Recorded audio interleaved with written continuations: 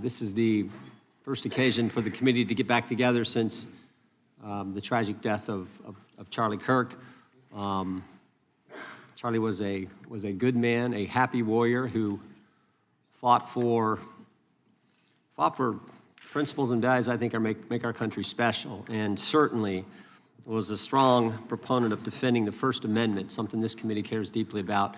I said this over the weekend. I think Charlie lived that scripture verse, 2 Timothy 4:7, fight the good fight, finish the course, keep the faith. Charlie certainly lived that, and he did it with a smile on his face. And so the tragic killing happened a week ago while we were in markup here in the committee. And I know everyone, our witness was a friend of Charlie's, and I know many people in the dais were as well. So I know we're all praying for Charlie's family, and I would extend a moment to the ranking member if you wanted to say something. Thank you, Mr. Chairman, for saying that. The whole country reacted with horror and shock to the brutal assassination of Charlie Kirk in cold blood. And there is never any warrant for political violence in America. And just as we all recoiled together at the shocking assassination of Melissa Hortman and others who died in that Minnesota attack, we all stand together categorically against political violence in America and determined to end these cycles of political violence that have traumatized the country. Well said. Chair now recognizes the gentleman from Kansas, Mr. Schmidt, to lead us all in the Pledge of Allegiance.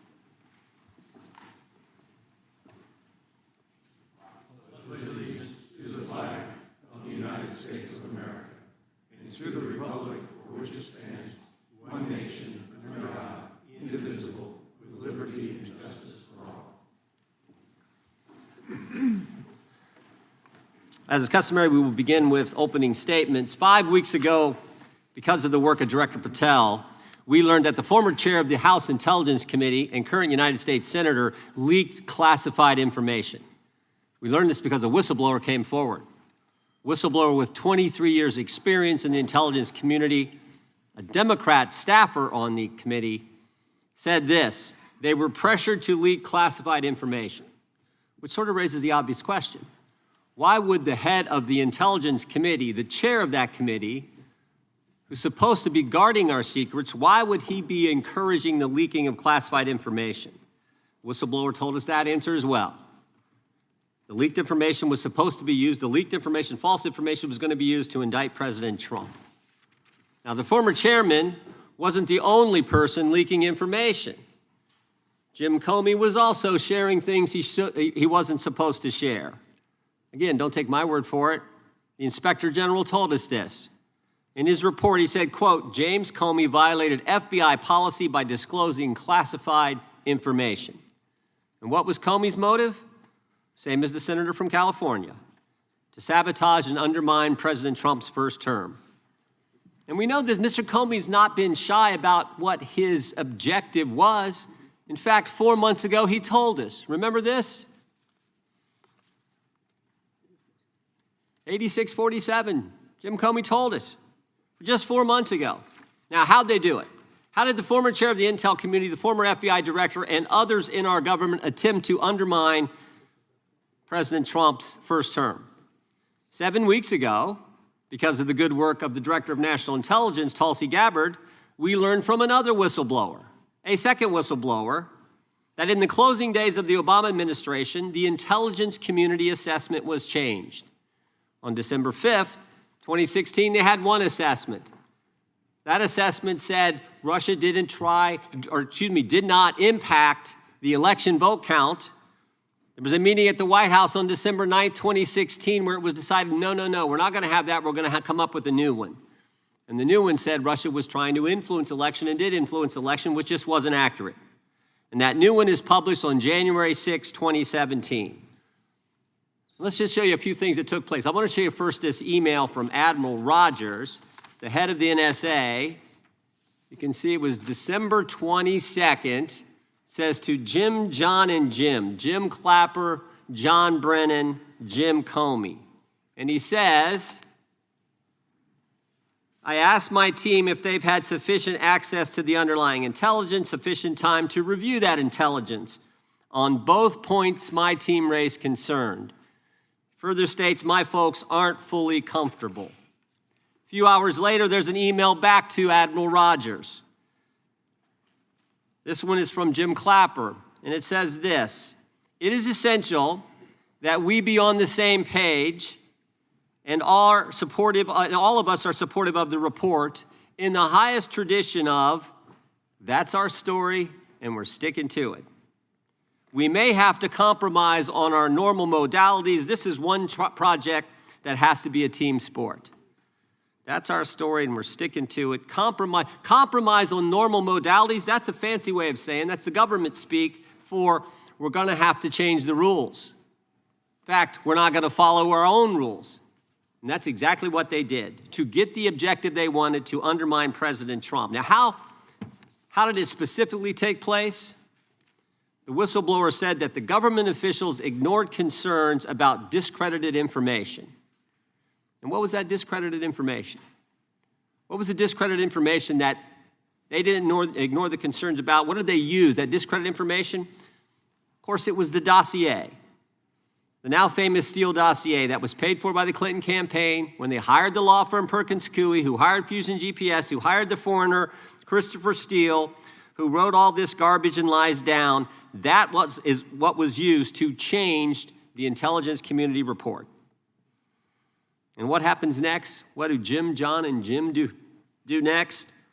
They go to Trump Tower on January 6, 2017, to brief then President-elect Trump about the dossier. Again, the Clinton-financed, foreign-authored dossier that the whistleblower knows is garbage and that they know is garbage. And then there's one final step. One final step. Jim Comey leaves that meeting with the president and immediately leaks to the press that they briefed the president on the discredited information. They briefed the president on the dossier and thereby giving it some credibility and creating the basis and the predicate for all they did to the president. They leaked false information, they leaked classified information, they used and leaked discredited information, and they didn't follow their own rules, all to sabotage President Trump's first term. And but for this guy, Kash Patel, but for this guy, we would never have known this information. The good people of this great country would not have known what took place 8 years ago when they were trying to undermine the guy elected by we the people. And I want to thank Attorney General Bondi. She set up a special strike force, a special team to look into this and see if there's any criminal liability that exists in what took place. Now, in addition to getting the truth to the people, Director Patel is getting the bad guys off the street. He's moved agents out of Washington, got the focus off of politics here in D.C., and is instead putting bad guys behind bars. 21,000 violent criminals have been taken off the streets, which is a 125% increase from the comparable period in the previous administration. He's rescued 4,000 kids. He's got 1,300 predators who he's arrested. He's also ended the weaponization of the FBI. No more spying on parents at school board meetings. No more pre-dawn raids on pro-life Catholics. No more retaliation against whistleblowers. And he's given us information that Chris Wray didn't. Maybe said better, he's given us information that Chris Wray wouldn't. Director Wray didn't tell us that there were 26 confidential human sources at the Capitol on January 6, 2021, even though he was repeatedly asked about that by members of this committee. Director Wray didn't tell us that there were 17 of those confidential human sources who entered restricted space. 4 went in the Capitol. None of them were arrested. They weren't authorized to do that. They broke the law. None of them were arrested. Lots of American citizens were arrested, but the guys whose whose American tax dollars was used to pay these guys who broke the law, none of them were. One was recommended for charging and was not charged.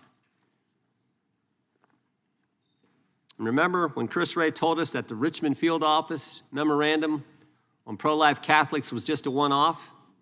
Turns out he wasn't being square with the Senate either. Director Wray wasn't square with us. He told us that multiple other offices were involved in targeting the Catholics. We got that information from Director Patel. We learned from Director Patel the FBI actually surveilled a priest, tried to get the priest to divulge information, break the priest-penitent relationship and confidence that exists. And Director Patel is saving taxpayers' money. He's not going to build a new headquarters outside of D.C. He's going to keep the headquarters right here in the capital city.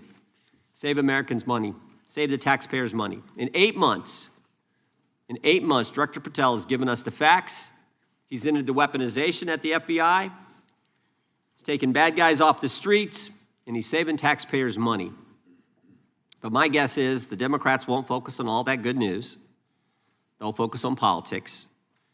They'll stick with Comey and Clapper and Brennan and continue to try to undermine President Trump. With that, I yield to the ranking member for an opening statement. Thank you very much, Mr. Chairman, and welcome, Director Patel. You and I have not had the opportunity to meet, and alas, you failed to respond to the 8 oversight letters I've sent you over the last 7 months. So we do have a lot of questions piling up for you, but I want to start with a word of praise. The first FBI director was J. Edgar Hoover, who steadfastly refused to hire women, African Americans, and other minorities as agents. And although he was a closeted homosexual who lived in domestic partnership for decades with Clyde Tolson, he also participated in anti-gay crusades. He aggressively promoted what we would today call white Christian nationalism, and he would undoubtedly be turning over in his grave to see as one of his successors a first-generation Indian American and a proud Hindu. So I congratulate you on being a breakthrough in this sense and being a beneficiary of the civil rights movement that opened up the FBI and the federal workforce to lots of people who never would have been hired in its first decades. Alas, you share J. Edgar Hoover's dangerous obsession with blind loyalty over professionalism and effective public policy. For Hoover, it was blind loyalty to him in keeping his secrets. For you, it's blind loyalty to Donald Trump in keeping his secrets. During your confirmation, it was widely noted on all sides that your primary qualification was your unwavering loyalty to Trump. Unlike other directors, you had no work experience at the FBI, but you had made over 1,000 media and political appearances in support of Trump's campaign. Your Senate confirmation vote was 51-49, the closest in history, with your opponents warning you were not qualified and had no interest in actually developing the qualifications for the job. I hoped that they were wrong. Alas, they were not. While most other new FBI directors drew on their experience as FBI agents, you didn't have that. But you did write a picture book trilogy for children ages 5 and up based on your experience clashing with President Trump's political enemies.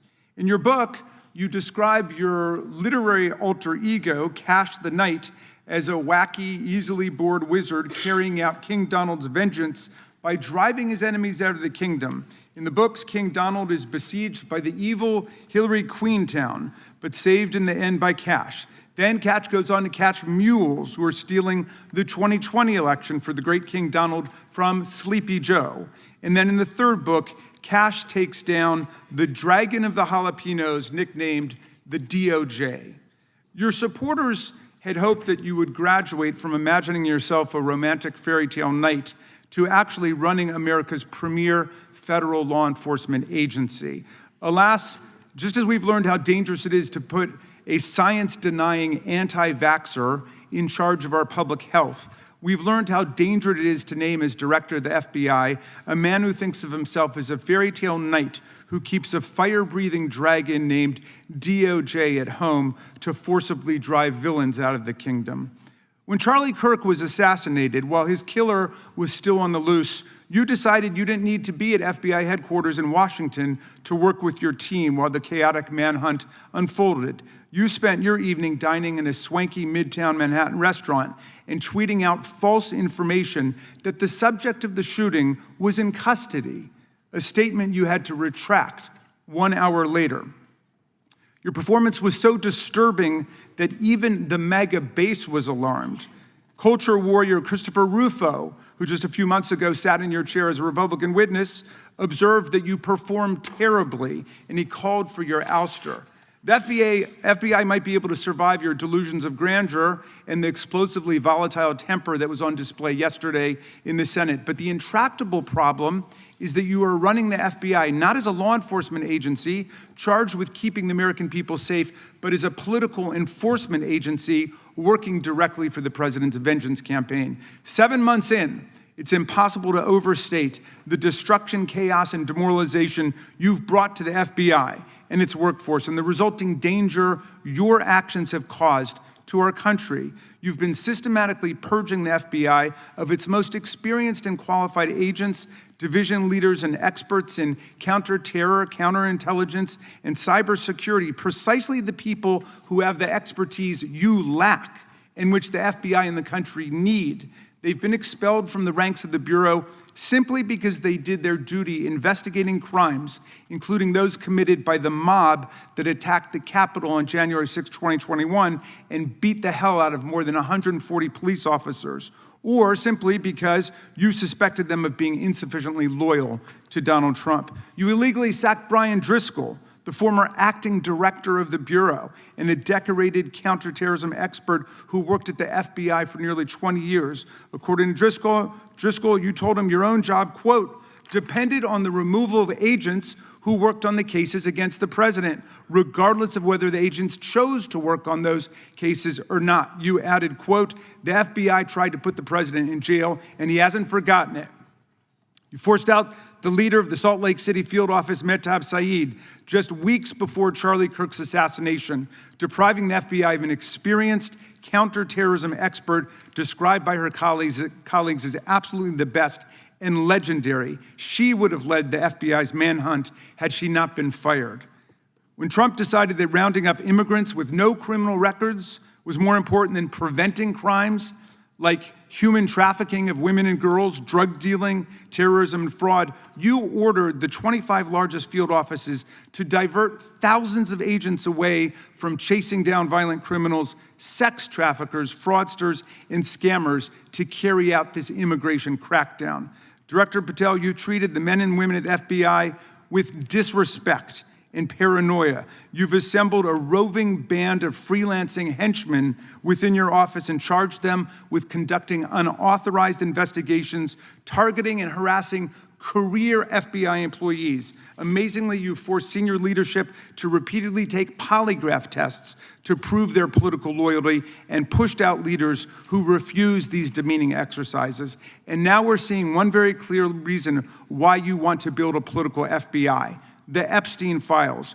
You want an FBI blindly loyal to Trump and to you as his enforcer so you can continue your cover-up of a massive international sex trafficking ring with more than 1,000 victims, betraying all of the survivors of the sexual violence. Before you got in this job, you called for full release of the Epstein files, telling podcaster Benny Johnson that the only reason the list was not released by DOJ and FBI was, quote, because of who's on that list.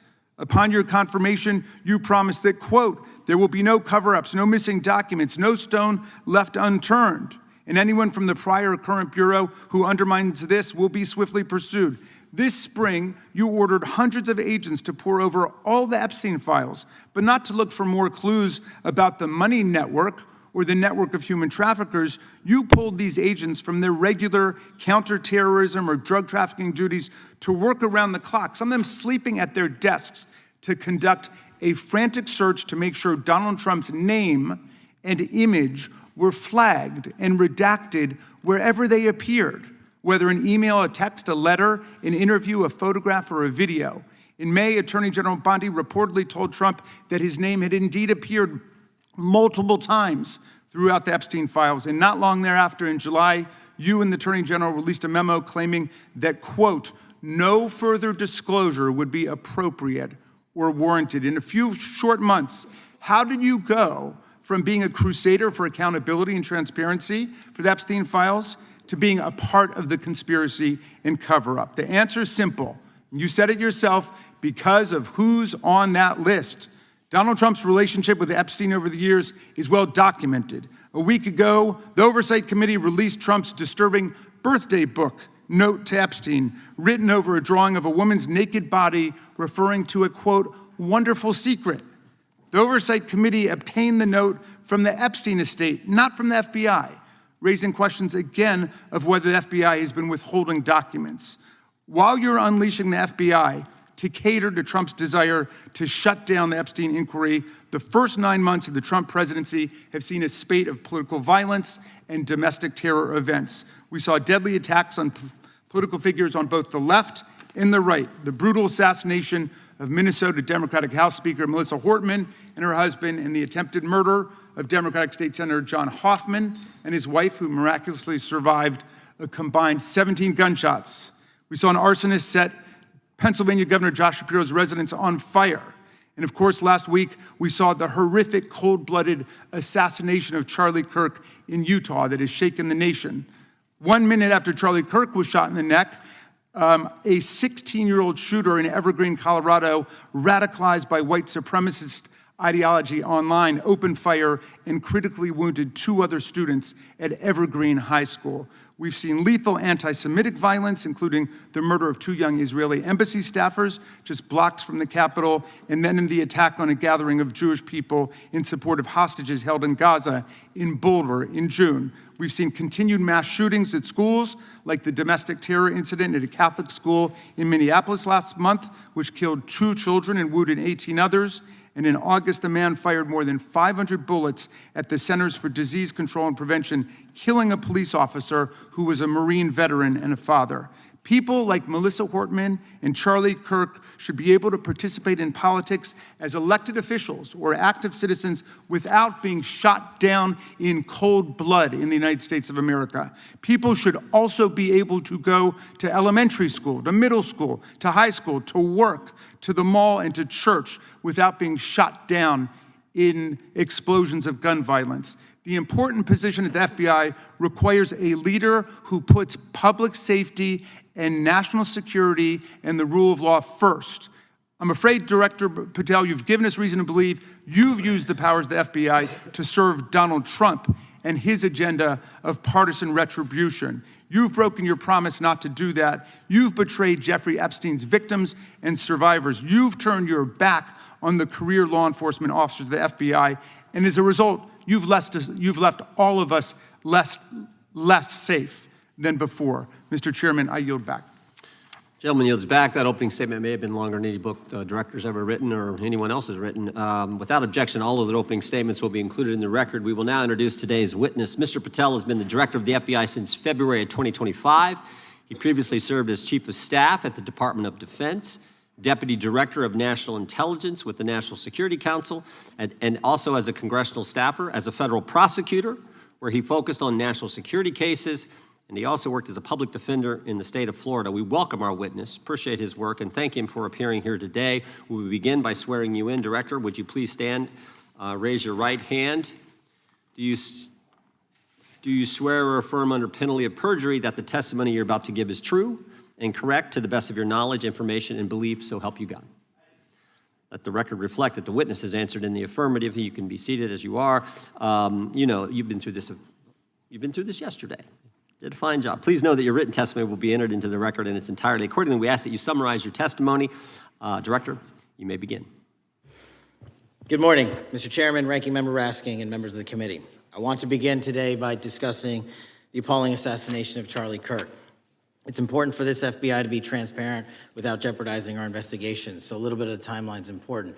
Charlie Kirk was unfortunately assassinated on September 10th. We immediately, the next day, released images early in the day in local time in Utah to start the public partnership in our manhunt for the assassin and culprits. At approximately 5 p.m. local time, I arrived on the ground and walked the crime scene myself, and we flew multiple FBI assets in and out to process DNA simultaneously while bringing in evidence response technicians, hostage rescue teams, and other experts to assist state and local law enforcement with their investigation. At 8 p.m. local on September 11th, the FBI collected and populated and promulgated at a press conference a video of the suspect on the grounds. We also released enhanced images. Due to that release that I directed and ordered, the suspect involved was apprehended and in custody at 10 p.m. local time. That's less than 2 hours after we did the video release and the photo release. So within 33 hours, that individual suspect was in custody. And his family, who has since been interrogated, specifically stated to FBI interrogators that because of the video that the FBI released at my direction and because of the photographs that they released, they identified their son, they confronted their son when he swung by their home, and that's what led to his apprehension. We are still, the FBI has that investigation ongoing, and it continues to be ongoing, and I want to thank the state of Utah and the state and local authorities there. And I also want to thank the Attorney General and President Trump for directing resources to allow us to conduct that investigation as we have. Under this administration, the FBI has arrested more than 23,000 violent criminals. 23,000 in 7 months. That's twice as many year-to-date last year. We've taken over 6,000 firearms off the streets. 6,000 guns are no longer in the hands of criminals in 7 months. We've identified and found and located 4,700 child victims. That is a 35% increase year-to-date last year. We have arrested 1,500 child predators. That is a 10% increase year-to-date last year in just 7 months. We've assisted our partners with countless counterterrorism operations around the world. We've captured, at the FBI, 4 of the most top 10 wanted fugitives in the world in 7 months. To put that in perspective, that's as many as my predecessor nabbed in the entirety of the Biden administration. We got 4, we got more coming. On top of that, in 2 weeks, thanks to the help of the CIA, we collected and captured one of the individuals responsible for the horrific Abbey Gate bombing that led to the murder of 13 service members. We did that in 2 weeks. They didn't do it in the 4 years of the entire prior administration. Nationwide, we've been executing our Operation Summer Heat, the FBI's national focus on targeting violent crime based on intelligence-driven operations. Ask the citizens of Seattle, Miami, Memphis, Charlotte, Chicago, New Orleans, to specifically highlight New Orleans and Nashville. There has been a 250% increase in violent crime arrests in those cities alone and other mid-major cities that I've just listed. In just a few short months, we have already unleashed 1,000 FBI personnel across this country. Every single state across this country is getting a plus up. This is a fiction that the FBI is short or that we are compromising the men and women in the field. They do not need to be in Washington, D.C., so we're sending them into the field to each and every one of your states. Because of that, crime is at an all-time low. We had to do it because of the explosion of crime. And maybe the most important stat for Americans to realize: in just 7 months, we are on track to produce the lowest murder rate in modern U.S. history by double digits. Those are results not of mine. Those are results of the men and women of the FBI. If you want to criticize me, bring it on, but do not attack the brave leaders in the field. We are also working 24/7, 365 on the opioid epidemic that is killing more than hundreds of thousands of people a year. We have seized 1,600 kilograms of fentanyl off the streets so far in 7 months. Year-to-date, 25% increase. To put that in perspective, that's enough to kill a third of the American population, 120 million Americans. 100,000 kilograms of cocaine and meth gone off the streets. Earlier this year, I highlighted in Cincinnati, Ohio, how we're getting creative to chase down those that were willing to do harm to our citizens, not just by striking at the heart of the fentanyl producers, but the fentanyl precursor companies in China. And we indicted for the first time multiple companies and individuals, not just in America, but in mainland China, that are producing the ingredients that produce and make fentanyl that kill our children. And we're gonna keep going. Counterterrorism work, cyber attacks, and sleep on, and we are not sleeping. In the counterintelligence space alone, this year, year-to-date, 30% increase in counterintelligence arrests from the DPRK, Russia, Iran, and China. And I want the American people to know, in this setting, there's a lot of work that the brave men and women in the FBI are doing we just can't get into, but they don't stop. Our cyber threats, ransomware attacks, those harming our children online. We have nearly a 20% increase in indictments and arrests in 7 months alone this year. We're going after those that harm our malware, infrastructure systems, telecom systems, and energy structure. Combating SALT and Vault typhoons are just a little bit of the examples we're doing. Maybe most importantly, under the counterterrorism and domestic terrorism umbrella, our nihilist, violent extremists, and those that label themselves 764, who wish to go online and convince children to maim and mutilate themselves and commit suicide and we are producing record numbers of arrests under that umbrella organization. We even stopped an individual in the 764 network who wanted to conspire to kill an adolescent girl. He is now in custody.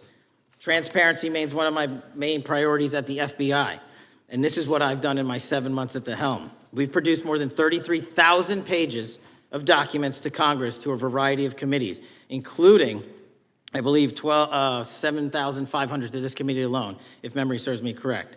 To put the 33,000 in perspective, my predecessor in 7 years produced 13,000 pages in total to the United States Congress. His predecessor in 4 years produced 3,000 pages in total. I repeat, I have produced 33,000 pages in 7 years to this Congress and will continue to do so.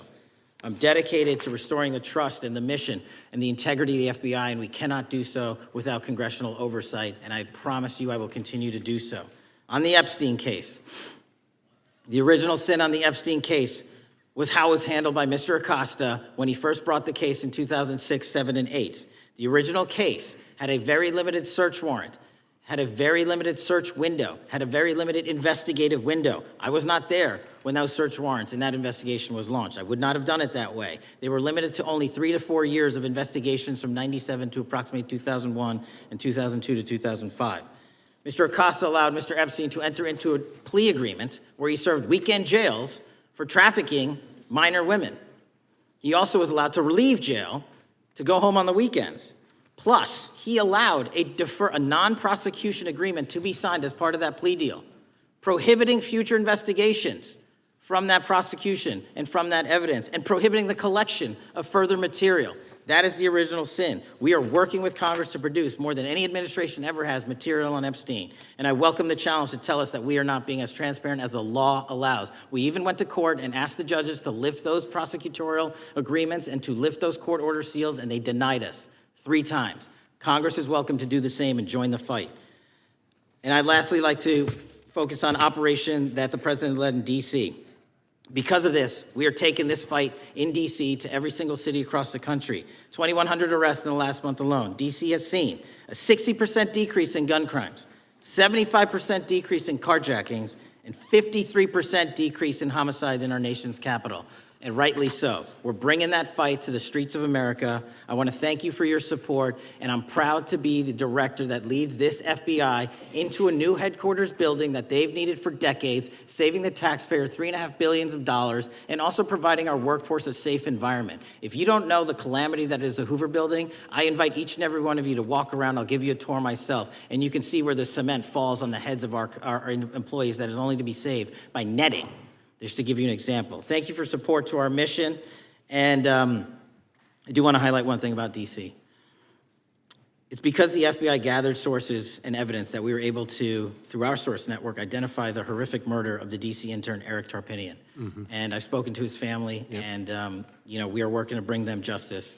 And Mr. Chairman, in my 16 years, now my 17 years of government service, if anyone has any questions about my service, bring it on. Yeah.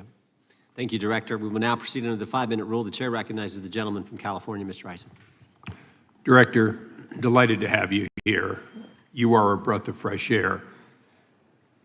As you outlined, and I won't repeat it, the accomplishments, you did so with the same resources as your predecessor, roughly. Is that correct? I believe so, yes. And so how much of that has to do with taking people out of the backside of the FBI and moving them into the field, into doing the job for which we primarily pay the FBI? It's exactly what we needed done. 1/3 of the FBI's workforce resided in the National Capital Region before I got there. 1/3 of the crimes do not happen in Washington, D.C. Not anymore. Not anymore. So 1,000 personnel of the FBI were deployed across this country on a permanent basis, and every single state in this union is getting a plus up, not a reduction, a plus up of 1811s of intel analysts and support staff. And that is why the crime rates are going down in record numbers. Thank you for doing that, and it's perhaps the hardest thing for a bureaucrat to do is to lower the head count around them that support them, and I appreciate your willingness to do it different than your predecessor.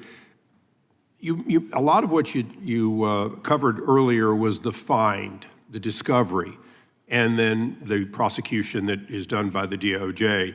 But I want to talk a little bit about the prevent side. On the Charlie assassination, sir? No, on all of these. Okay. Okay, for example, and I'll bring it up before the Democrats bring it up, January 6th. January 6th, we now know, because of your find, that in fact there were people involved who were not just observers but participants who in fact, it's been alleged, and I personally believe, in fact, were part of promoting, perhaps even knowledge. Whether it's January 6th, where embedded people crossed the line, or any other activity, including obviously the Russian hoax that we're now dealing with up in, front and center. My question to you is, what can you or others do to prevent it from occurring again? Not on your watch, but on future watches. How can we know that this won't happen again the moment you leave the FBI? It's simple. What I'm doing through our leadership cadre is having FBI agents do what they were trained to do, not what they were not trained to do, not put them in situations that both harm them and the public. We're also utilizing our SORT networks and prioritizing the threat structure to go after the narco traffickers, the counterterrorism people, the counterintelligence threats, and the cyber threats. That's what they were trained to do, and that's what we're letting them do.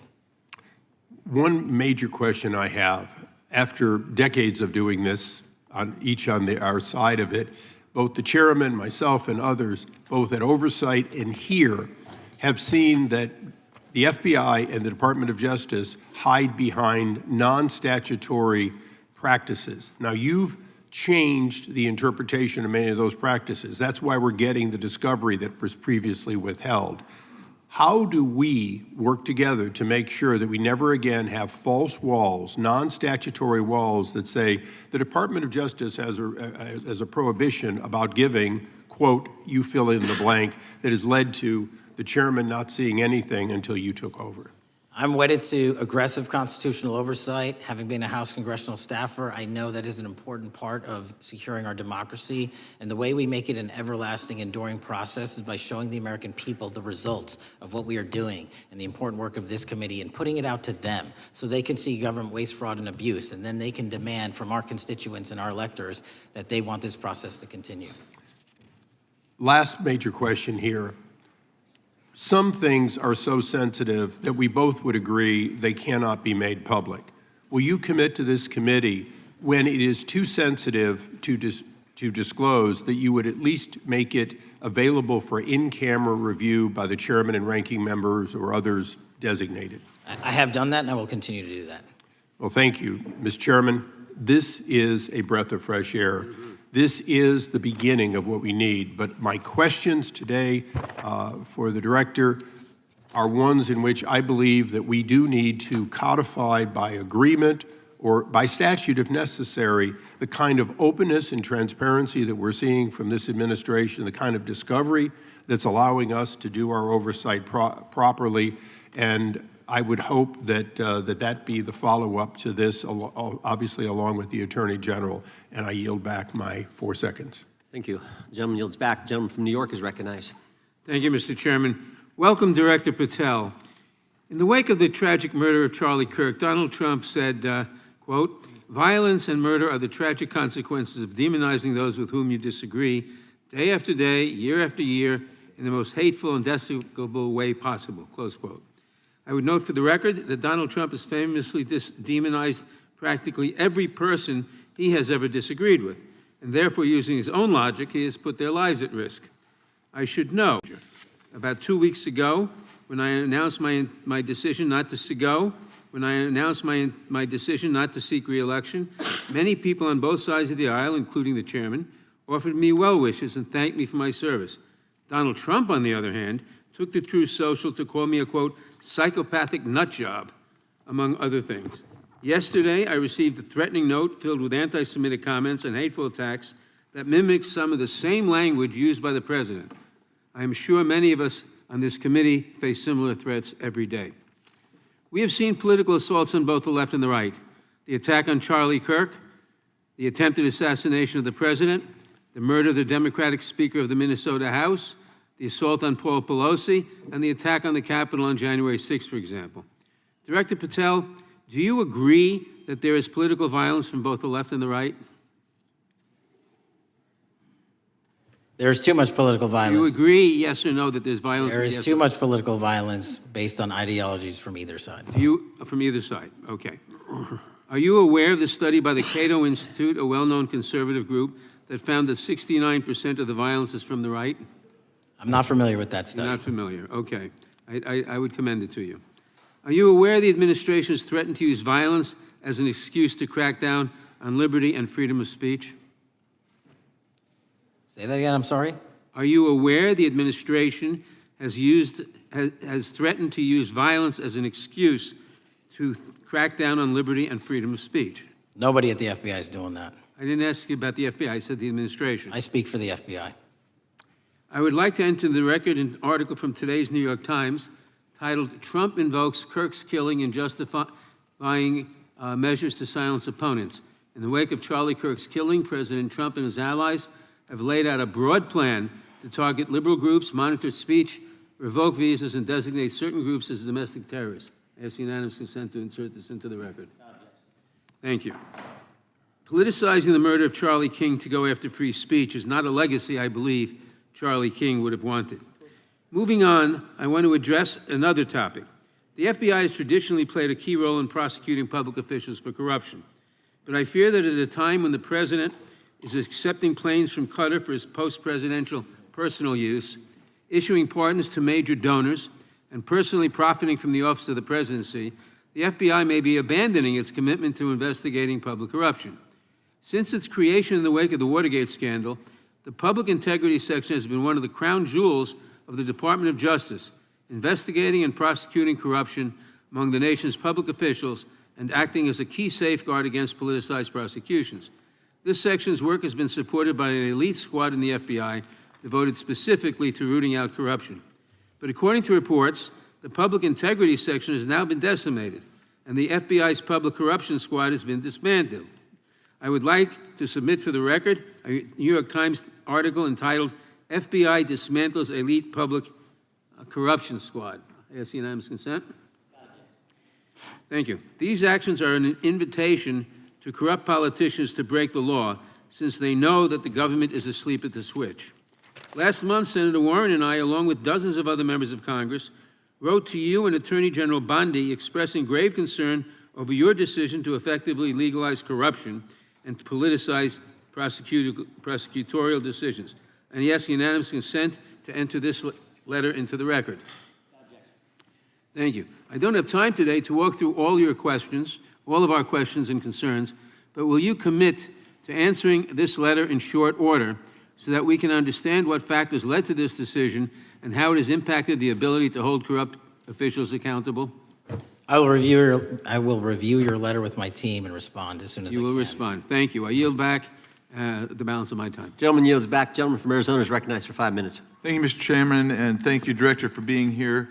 I appreciate the change in the FBI and the tone since you've been there. We heard the ranking member, however, describe the FBI under your leadership as being resorting to political enforcement and you personally as being paranoid. I would just suggest that perhaps that is the projections of the ranking member himself and not you, sir. I want to refer to something that was said yesterday in yesterday's hearing by Senator Grassley. He said, "It's well understood that your predecessor left you an FBI infected with politics." At your nomination hearing, he gave you records, made public records about whistleblowers regarding something called Arctic Frost. Arctic Frost was the FBI case opened and approved by anti-Trump FBI agent Thibault, and Arctic Frost became Jack Smith's elector case. The new records show that Arctic Frost was much broader than just an electoral matter. In fact, it was expanded to Republican organizations. Some examples of the groups that the Ray FBI sought to place under political investigation included the Republican National Committee, Republican Attorneys General's Association, and Trump political groups. In total, 92 Republican targets, including Republican groups, Republican-linked individuals, were placed under the investigative scope of Arctic Frost. On that political list for investigation was one of Charlie Kirk's groups, Turning Point USA. In other words, Arctic Frost wasn't just a case to politically investigate Trump. It was the vehicle by which partisan FBI agents and DOJ prosecutors could achieve their partisan ends and improperly investigate the entire Republican political apparatus. I'd ask that, Mr. Chairman, that document be admitted. Without objection. So, I know that this may be under current investigation, but I wish to ask specific questions about this for just a moment. What search tools were used in Arctic Frost to view private communications of targets? I believe the traditional search tools, search warrants, lawful service of process, and the tools that the FBI has in our infrastructure systems, cybersecurity systems, and counterintelligence systems. But generally speaking, if I may, I want to use this to highlight the fact that I'm continuing my promise to work with Congress to produce documents simultaneously and also conduct ongoing investigations. I'm giving you as much as I can, and I'll give you more when I can. Thank you. Another question regarding that is, were there any directives from the Biden White House concerning the Arctic Frost investigation? Were there any, directives or communications from the Biden White House itself concerning the Arctic Frost investigation? I'll just rely on what was turned over to date, sir. Okay. So I want to add here, the search warrants that were used included the seizing of a U.S. member of Congress, his phone. I think we all know who that was and how that was taken away and used for political purposes, Mr. Chairman, Mr. Director. So we'll leave that for a second, and let's go over to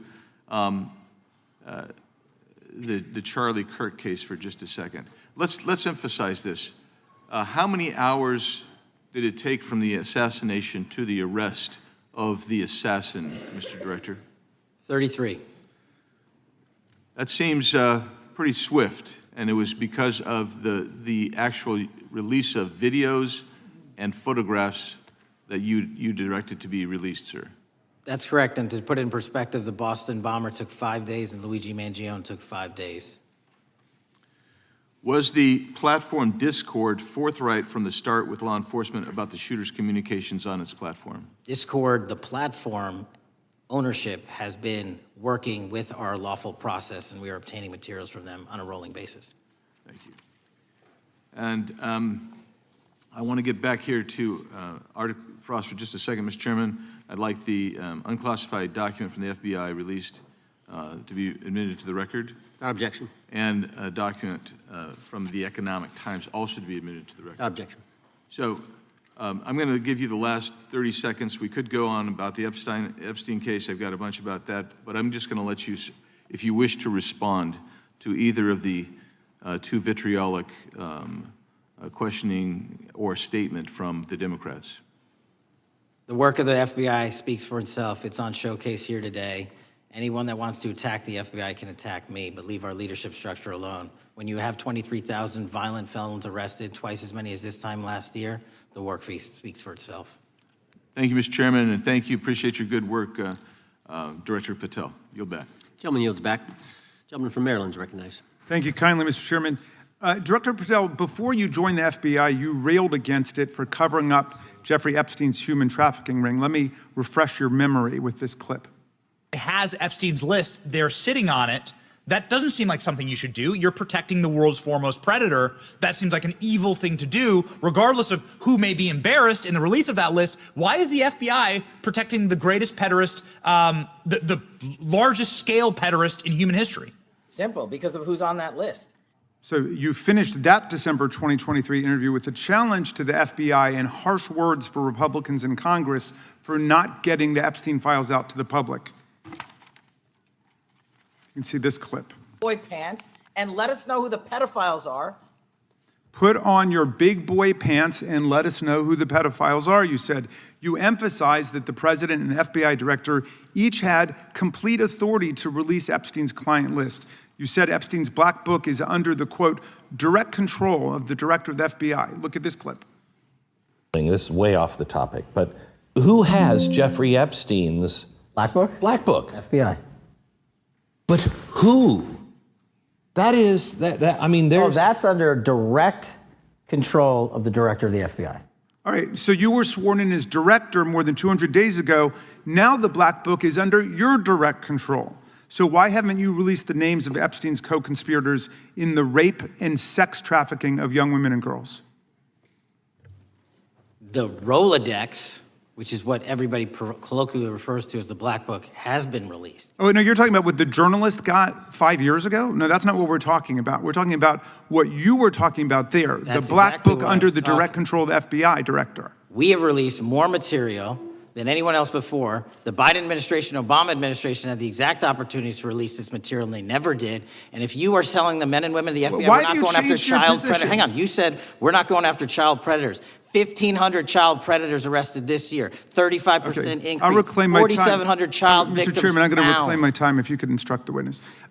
Why have you changed your position? There you were saying it's under the direct control of the FBI director and all of it should be released. Why have you changed your Everything position? that has been lawfully permitted to be released has been released. And as I told you, Really? the investigation was limited. And let me make something crystal clear. I never said Jeffrey Epstein didn't traffic other people, other women, and they're not other victims. This is the investigation we were given from 2006, 7, and 8, and the search warrants from 2006, 7, and 8. That's what we're working with. Well, wait, have you released all of the stuff that the FBI has seized from Epstein's house? The computers, the emails, the file cabinets, the documents? What about the financial records? Have you released all of that? Everything the court has allowed us to Which release. court are you talking about? 3 separate federal courts have come in and said. We're there are talking about the 3 evidence you've got. It's got nothing to do with what those courts have. Do you have any We're talking idea about how the evidence- law works? Wait. Do you want me to break the law in a federal judge's order? No, to I want you to satisfy follow your own curiosity? word, Director Patel. You said up there it was under the direct control of the FBI director. He had the black And book. everything have you released? I have direct control over, we have gone to court. You haven't. Complete We your went sentence. to court. Everything you have direct We- control over, you we said. have gone to court, and everything we have direct Director control Patel, over. complete your and sentence. can You said everything- lawfully Like to release. the We are gentleman- releasing. He'd like to complete his answer. You began the sentence, everything you have direct control over, and then you stopped that sentence. You've released everything that you have direct control over? I have direct control over and can lawfully release. If you're not familiar with the court orders, that's not my fault. Oh, I'm Go perfectly, look at them. I'm Go perfectly to familiar court. with them. But how did we prosecute Ghislaine Maxwell? She was prosecuted with the investigatory material that was collected from 2001 and 2005. Because of the non-prosecution agreements and the court orders on the investigations and search warrants, we were not able to develop new information. And oh, by the way, Jeffrey Epstein was out for 12 years, and the Obama and Biden administration did nothing to look at his work, his pedophile network. If you want to blame me, that's fine. But now you're blaming the men and women who conducted No, this stop great that. search. I'm not blaming anybody other than you. You're not keeping your word. You said that you would release all of the materials Has under your anyone direct released control. more information on Epstein than I have? Has Well, anyone? much did more- Comey, did Ray? Much Did more. they? Excuse me. Much more has come out in the days since the American people in Congress have been demanding it. But it's coming out in dribs and drabs. Why don't you just release the entire file as you promised to do? I literally just told you, there are multiple federal court orders. I'm not going to break the law to satisfy your curiosity. You didn't join us when we filed court to release the court orders. You could have. You have lawyers. You could have shown up. You didn't do that. That's a tiny fraction of the material we're That talking is about. not. It is How a do you- tiny fraction. How do you know that? Have you seen No. everything? Time It's of the all gentleman. misdirection. How do you know Time that? of the gentleman has expired. The gentleman from California is recognized. Well, thank you, Mr. Director. Just to be clear, how many of the Epstein files were released in the 4 years of the Biden administration? 0. And how many have you released? I don't have the number, but it's got to be thousands of pages of stuff. I was going to ask you to begin whether Americans are safer today than they were 9 months ago, but you cited dramatic increases in criminal arrests since you've taken office, a dramatic decrease in crime that's resulted. Who would have thought that taking criminals off the streets would reduce the crime rate? But somehow we have stumbled upon that new truth. But it begs the question, what was the FBI doing during the 4 years of the Biden administration to see that dramatic an increase in work under your tenure? The simple answer is I'm letting good cops be cops. We're working with our state and local law enforcement. We're energizing our partnerships. We're bringing on more task force officers. When you have more cops in the streets, when you're using ground-based intelligence, when you're not weaponizing law enforcement and focusing on DC and focusing on the rest of America, this is what happens. It is not a significant mind shift in terms of how we maneuver the FBI. They've wanted to do this work since they signed up. We're just letting them. And we've seen many prominent Democrats oppose your efforts to restore law and order to the streets of our nation's capital. I mean, all of us here have seen a dramatic change for the better here in Washington, D.C. Why are so many Democrats attacking you for that? Sir, Democrats have been attacking me for a decade, as is the fake news media. They didn't like the fact that I exposed the Russiagate host and the largest weaponization of the FBI and DOJ in U.S. history. We proved it to be true with congressional oversight. I'm wed to that congressional oversight and will continue to do that work. Christopher Wray repeatedly warned this committee that the Biden open borders policy had produced a significant increase in terrorist threats that he said kept him up at night. A particular concern, he said, was the 2 million gotaways that entered the country during the Biden administration. That's an average of 41,000 every month. What are the monthly gotaway numbers today? Sir, I'll have to get back to you on the exact gotaway numbers, but identifying that there are gotaways is step one. Going and manhunting them is step two, and that's what we're committing our resources to do. Well, that's my next question, is what progress has administration made in apprehending and removing terrorist threats that came in during the Biden years? I think you're talking about, if you're not, let me know, known or suspected terrorists, and we've encountered almost zero at the southern border since the southern border has been sealed. But the problem that we are running into is our northern border. It's largely expansive. The enemy has adapted, and we need more focus on the northern border to stop known or suspected terrorists from coming in from places like China, Russia, the Middle East, Africa, Afghanistan. And what can you tell us about the remaining threat posed by potential terrorist cells here in the United States? The terrorist threat that continues to be posed by international terrorists here in the United States is one of my highest priorities. We are working through our intelligence community partners to identify those individuals, and we've taken down numerous individuals in numerous rings across this country to neutralize that terrorist threat, including places like New York City, Los Angeles, and I believe Dallas, Texas most recently. How extensively did criminal cartels like Sinaloa, Jalisco, New Generation, MS-13, Trinidad, and others infiltrate our country during the Biden administration? By the tens of thousands. Well, and what progress have you been making in combating their presence? I think the DHS is best to speak to that, but I think I can't remember the numbers of tens of thousands or hundreds of thousands of individuals they found that came in illegally, and the tens of thousands that associations to criminal networks have all been deported. And that effort is being opposed every step of the way by Democratic leaders in our cities, some of our states, and right here in the Congress. Isn't that true? Well, we're just working where we can in every single city we can, and I welcome the opportunity to partner with Republicans or Democrats on fighting violent crime like we're doing. Mr. Biggs asked about Arctic frost. What else can you tell us about that and what we need to do to assure that it never happens again? Continue the congressional oversight work that you're doing on Arctic frost. Let me provide you with more documentation on Arctic frost, and also call in witnesses from the paperwork that we have given you. You have that right, and the American public deserves to hear what those people have to say. As for my ongoing investigation, there's not much I can say.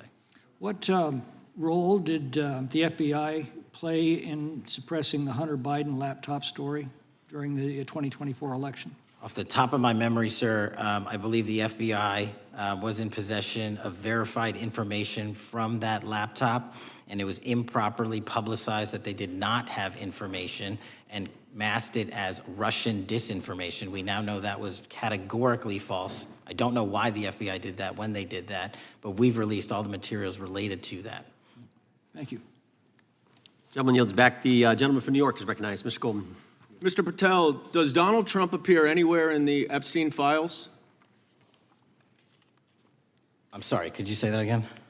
It's not a complicated question. Does Donald Trump appear anywhere in the Epstein files? I didn't say it was a complicated question. I just didn't hear you, so my apologies. We have released where President Trump's name's in the Epstein files and everybody else, and all credible information that we are legally allowed to release has been released. All right, so let's go through that. You're referring to court orders that prohibit you from releasing grand jury testimony under Rule 6E. Is that what you're referring to when you say as the law allows? That's a piece of it. Really? What other evidence do those three court orders you cited prohibit from being released? Information that was collected pursuant to those search warrants that were limited in fashion. Wrong. That's not what the court order says, and that's not under 6E. And you're talking, and I said that's 6E, and I said there was others, and I'm answering that. There are sealed court order documents. There are protective orders. They are unsealed as part of discovery given to Ghislaine Maxwell. They are no longer sealed. That's just not true. We can argue about it all you want. Okay, well, you agree that there are, so your testimony here is that the reason why you are not releasing all of the videos that you have acknowledged, there are so many, and that the FBI spent thousands of hours of reviewing, the photographs, and the photographs that you have. You're saying that you're not releasing those because there's a court order requiring them to be sealed? Is that your testimony? Never said that about the videos. On the totality of the videos, of the thousands of images that were seized pursuant to the search warrants executed at the time, the overwhelming majority of that video is pornographic material that was downloaded from the internet and child sexual abuse material. We will never release that. Well, as you should not release the victims, but if there are videos that relate to others who Epstein trafficked to, such as maybe Prince Andrew, or photographs, that you have total control to release. Yes, and if it exists... And so why haven't you released it? Why are you supposing that that is a fact when in fact it is false? Are you saying that You're saying that none of the videos relate to anything relevant to the Jeffrey Epstein trafficking ring? Every single video that we have collected pursuant to the prior search warrants has been examined for the last 10 years. And every single video has been utilized for whatever prosecutions were able to be legally brought. I'm not asking about prosecutions. I'm asking about why you aren't releasing the full Epstein files, including the names of people who were involved in the sex ring that you promised to do before you became FBI director. I just told you, I'm not going to release downloaded porn of I'm children not asking on the about internet. that. Fine. I'm asking about all the other files. What other videos? Tell me. Tell me. That's what I'm asking. Tell me. You're saying there are no videos that would be relevant to anyone else involved in the Jeffrey Epstein sex ring. Pursuant to Mr. Acosta's collection of information based on the search warrants. That's all we have in our I possession. understand. And I'm asking you, that stuff. That's all we got. I'm not asking all you got. I'm asking you, in that stuff, there's nothing that's related to any other sex traffic, any other people engaged with Epstein in underage sex. That's correct. To my knowledge, no. Okay. Let's talk about the witness interviews. 302s of witness interviews. Those are not subject to the court order. Those are not subject to any fictional sealed order for a search warrant. Why aren't you releasing those with the redacted names of the victims? We are releasing as much as legally allowed. That's why we went back to the How is that not legally allowed? Sir, do you know how court orders work? Do you know how protective orders Actually, work? Do you know how Mr. sealing Patel, orders I was work? a real prosecutor for 10 years. I know exactly how so I was a court fake one? orders. And I want to understand what the court order prevents you from releasing witness statements that the FBI took. You should know that as a real prosecutor, when the court hand downs a protective order and a motion to seal, the material is sealed unless So that your judge testimony waives here it. is that all of those witness statements are under a court order, a protective order. We are providing everything we can legally provide. No, that's not my Congress has question. sent us a My subpoena. question is, why are those witness statements that are not grand jury testimony, that if they were under a protective order are no longer under a protective order, why are they not being released? How are they not under a protective Why order? are you not going to the court like you did for the grand jury testimony to unseal those The records? DOJ did go to the court. No, not on those records. Why Time aren't of you the going? You gentleman. just went on grand jury. Time of the gentleman has expired. The You are hiding the Epstein files, time Mr. of the gentleman Patel. has expired. You are part of the cover-up. Can I respond? You sure can.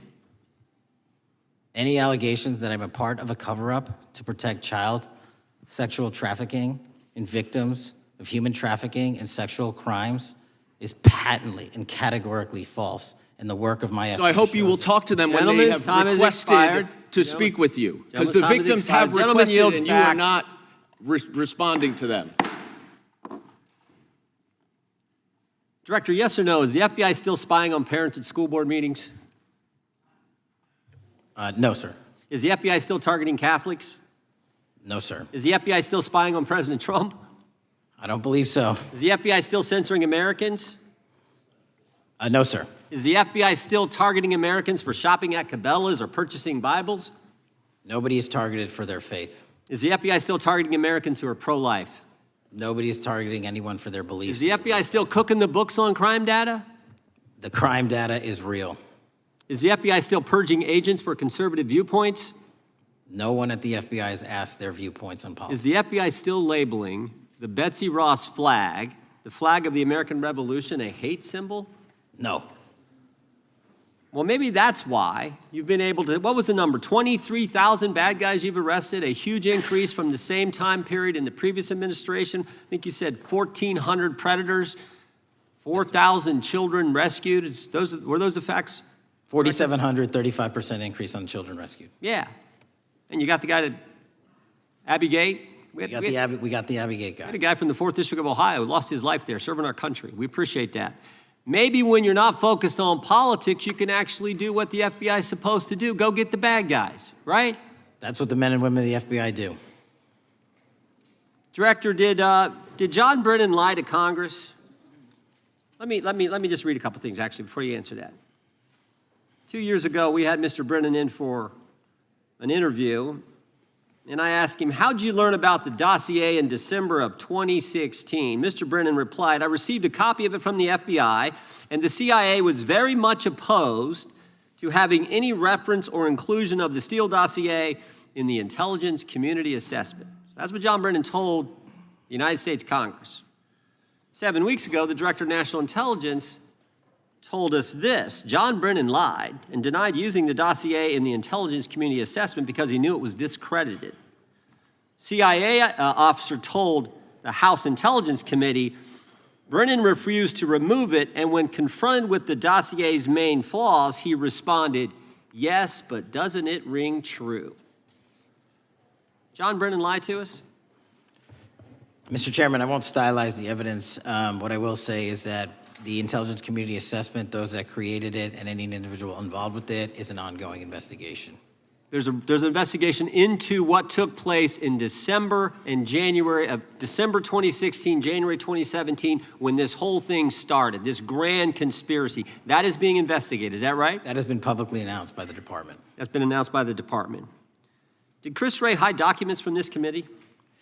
You would know better than me, sir. Well, I think you told us like 700 pieces of information you've given this committee since you've been the director relative to just one incident, the Catholic memorandum from the Richmond field office. I can give you the comparison, sir. Yeah, the Catholic memo, I believe we turned over 750 documents. In Mr. Ray's tenure, I believe they turned over 19 pages. 19 pages. You've given us 700. Why would Chris Wray hide information from this committee? You'd Want have to to hazard a guess? I'm sorry? Hazard a guess why he would do that? I don't know, sir. I think maybe it was because FBI was spying on a priest, trying to get him to break the priest penitent confidence that exists. You think maybe that was the reason? You'd have to ask him, sir. Yeah, we'd love to do that. I want to read a few names here. Arctic Haze, Tropic Vortex, Riding Hood, Foggy Falls, Echoes Fate, Sirens Lure, Genetic Christmas. What are these code names about, Director? You know? Not off the top of my head. Well, Arctic Haze, Tropic Vortex. My understanding, these are code names for leak investigations of classified information from the year 2017. Does that ring a bell? In terms of leak investigations, many of those are classified and many of those are ongoing, Mr. Chairman. But we are working with you to produce documents as we close those investigations or as we declassify them. Let me ask you this question, because this is something I've wondered about, the way the FBI used to work. The way this whole thing so many of these things unfolded. Seems to me you had all these people in government leaking information that then gets reported in the press, there's a story written about it, and then that article is then used to further the investigation and move forward with what they want to do. Did that take place back in 16 and 17? That's the exact scenario that took place in the FISA application for Carter Page and the rest of the Trump campaign. And that is frightening, because that's what the CIA is supposed to do in foreign countries. It's not supposed to happen to Americans, but it did, didn't it, Director? Yes. And not just any Americans, it happened with the President of the United States. Is that accurate? Yes, sir. Yeah, and you were the key guy in helping expose that. And I think our country will be forever grateful for what you did to let the country know that was going on involving Americans, which is not supposed to happen, and not just, again, any American, but the President of the United States. Chair now recognizes the gentlelady from California. Thank you, Mr. Chairman. I'm concerned by reports that FBI agents have been diverted from their important work on crime and anti-terrorism to work on matters that are not critical to our safety. I'd like to play the video, the whole video Jeffrey clip. Epstein's Black Book? Black Book. FBI. But who? That is, I mean, Oh, there's... that's under direct control of the director of the FBI. Or the So, manifesto. but the Black Book, it's not just sitting, I mean, that's Hoover power times 10. And to me, that's a thing I think President Trump should run on. On day one, roll out the Black Book. In contrast to that attitude of let it all out, we're getting reports of actions that run contrary to getting everything out and that also involve diversions of FBI resources. For example, an FBI whistleblower reported that you were pressured by the Attorney General to place 1,000 personnel on 24-hour shifts to mine roughly 100,000 Epstein-related records to redact President Trump's name from the files. Bloomberg reported this, that you directed FBI special agents from the New York and Washington field offices to join the Bureau's FOIA employees in Winchester and another building a few miles away, and that while reviewing the Epstein files, FBI personnel identified numerous references to Trump in the documents, and people familiar with the matter said that Trump's name, along with other high-profile individuals, was blacked out. Now, the New York Times reports, and this is a quote, Justice Department officials diverted hundreds of FBI employees and federal prosecutors from their regular duties to go through the documents at least 4 times, including once to flag any references to Mr. Trump and other prominent figures. Details of the review were based on accounts by 3 former FBI and Justice Department officials who spoke on condition of anonymity because of fears of retaliation, and further that the FBI finished, after they finished its review of the files and materials, was sent to a team of Justice Department lawyers who double-checked the FBI's redactions and, quote, were instructed to flag any mentions of Mr. Trump and other celebrities. Now, I have 3 questions for you, Mr. Patel, about this. First, how many times did President Trump's name appear in the Epstein files? Was it more than 100, more than 1,000? Were the agents who were pulled from their duties to redact the president's name from the Epstein files working on criminal cases or national security cases or child sex trafficking cases? And are the number of agents that have been reported diverted for these purposes, is that accurate? No. No what? You asked if it was accurate. I said it wasn't. So you're saying that none of this happened? That, No, I'm saying it was inaccurate. okay. How many times did President Trump appear in the Epstein files? More than 100? More than 1,000? No, and what we've been able to release is what we've been legally able to release, and that has No, been that's not provided the to question. public. I asked you, how many times did the president's name appear? I don't know. It's your testimony. You do not know that The answer. number of times, no. Could you tell us how many agents were diverted for this task and what they were working on? When you say diverted, you make it seem as if agents were pulled off what they do all the time. Agents at the FBI masterfully do double duty and triple duty. And because of the public's interest in this case, we flex resources to make sure that we could answer the public's signal demand. So do you want us to look through the material and provide it to you, or you do not want us to do that? So it's Which your, one is it? it's your testimony that no one was diverted from a criminal matter, that this was a top priority to go through these, this material to look for Mr. Trump's name. Is that your testimony? That's the highest priority for the FBI? What's one of the most impressive things about the FBI leadership and the careers that are in place is that they make the decisions on who to send where on priorities and make sure the mission needs are not hurt. And that's what happened here.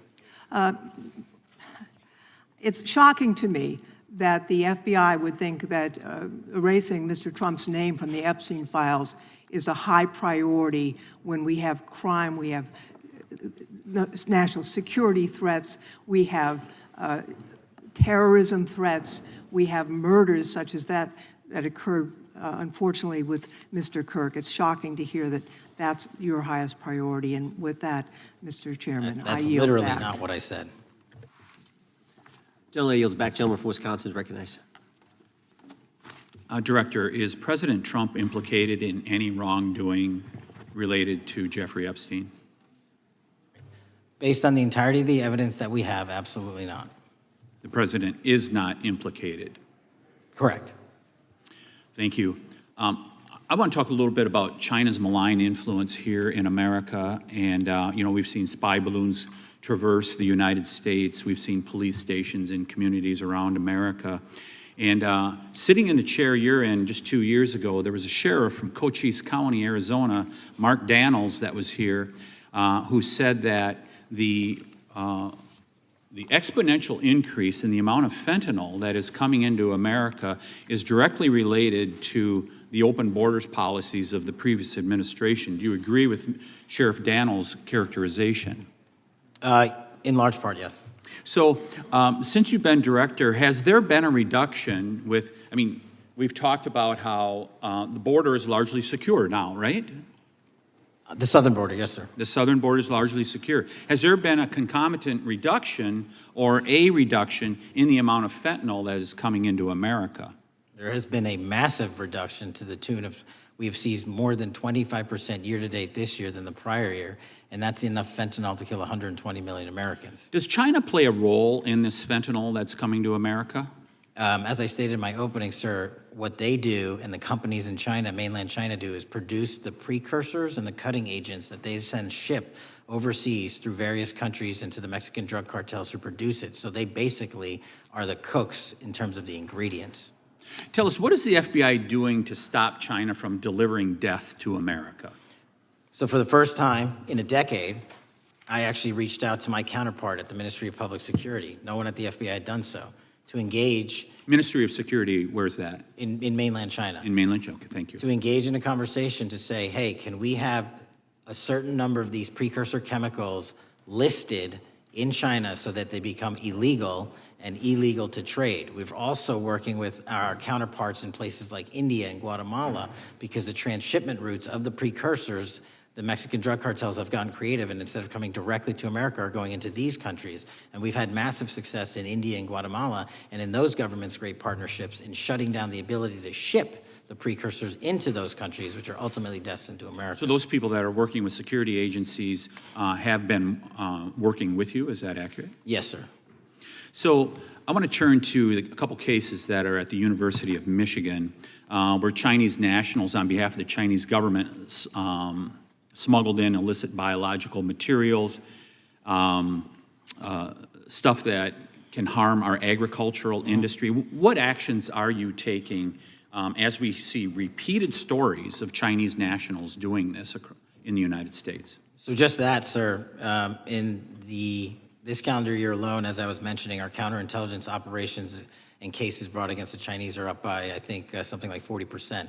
And specifically, the cases in Michigan show two threat streams, not just against our agricultural industry, which is a threat to national security, but they were also bringing in chemical agents in mushrooms, I'm not the exact expert, that would have ultimately hurt our population. We arrested and charged all of those individuals, and we were aggressively going after them in every single state because they weren't doing it in Michigan alone. Should research universities across the United States be doing a thorough job of vetting Chinese nationals that are coming to their universities? They should.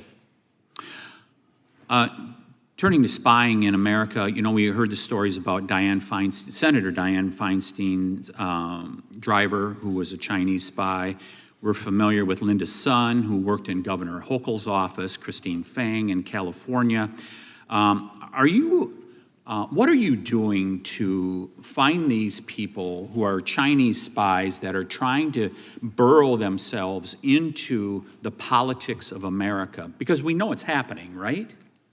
Yes, it is. And what our counterintelligence unit is doing is aggressively seeking the intelligence into where these individuals are working. Then we are utilizing our operational authorities to go in and investigate them either through our human source networks and collecting information through lawful process, online, search warrants, and data so that we can bring proper arrest charges and publicize to the world what they're doing here.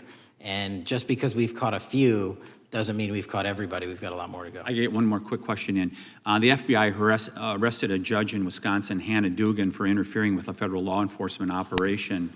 Could you tell us a little bit about that? And is a judge above the law here in the United States of America? Well, no one is, and that case is ongoing, but as you stated, and these allegations said there was an interference in a federal lawfully executed federal law enforcement priority that was interfered with.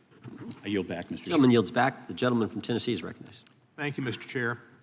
Director Patel, I believe you had primary importance in starting Operation Viper in Memphis. Is that correct? Yes, sir. And Operation Viper brought in the FBI, the DEA, the ATF to help the Memphis police in policing the city. That'll be phase 2, sir. Phase 1 was FBI and local law enforcement in Memphis for the last few months. Okay. You did a good job, and the police director and the mayor have told me that that has been helpful, the FBI working with the police. And the FBI are trained in law enforcement. They know Miranda rights, they know how to do policing, and they do a good job working with the police. Do you think that the National Guard is necessary to do the work that the FBI is doing now? Thank you. I do think it's necessary to finish it. What we've done is 500 arrests in Memphis and 110 federal indictments. But what we need to do is we've only secured a piece of where the criminal conduct is occurring in Memphis, and we can't work inside perimeters that are not established and safe, and we don't have the manpower to give us the space to fully go into the areas where the criminal activity remains. Well, are you suggesting that the National Guard is going to go into the more heavily crime areas? They're going to establish, like they did in Washington, D.C., perimeters where local law enforcement and the FBI, DEA, ATF, and U.S. Marshals can go into. We can't be going into all these areas knowing that they're extremely volatile and jeopardizing the safety of our agents. Did the National Guard do anything in Washington to help the FBI stay safe from these dangerous elements? They established perimeters. Established perimeter, and the criminals knew about it, so they... It was a visible force, sir, so they kind of saw it. Well, what you did, I commend you for what you did, and I think the FBI coming in, we have a crime problem in Memphis. The FBI has helped, DEA will help, and the ATF will help. I don't think the National Guard's going to help, and what I've seen, they're not trained in law enforcement, are they? No, sir. And so that could be a problem. Who will direct the National Guard in Memphis? Will it be, will they have control over your agents? No, sir, they won't. Who will have control over your agents? You? Well, the SAC and then ultimately the chain of command up to Washington, D.C. will control the FBI, but there's a task force that was put together that is going to be led by an interagency. The heads of U.S. Marshals, DEA, and FBI will be working together with DHS collectively on this. Have you visited Memphis before? Yes, sir, I have. So you know how good a city it is. I love Memphis. A lot of us do. And Memphis is a great city, great history, civil rights museum. Might say something about slavery, but that was the history. Needs to be taught. Blues, Elvis. Beale Street. Beale Street, right, barbecue.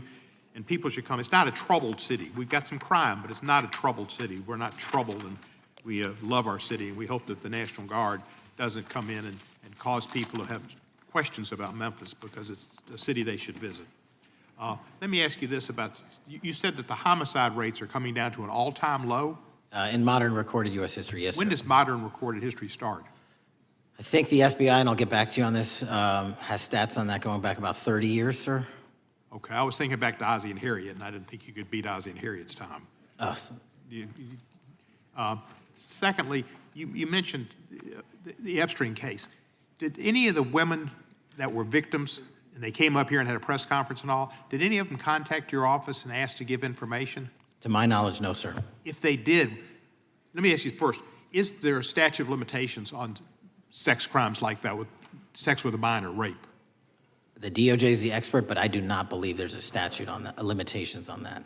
So if there's not a statute of limitations, should you not be interviewing those people who know who raped them and the names and the places and give you that information? That seems like that's a treasure trove of information, and it's a serious, serious, serious number of crimes. Sir, I couldn't agree with you more. We've been very public about asking individuals to come forward with new information, and we would run out every single lead on that. Well, I'm sure the women will come forward, especially today, to assure that they will get an opportunity, because that seems like something we ought to do.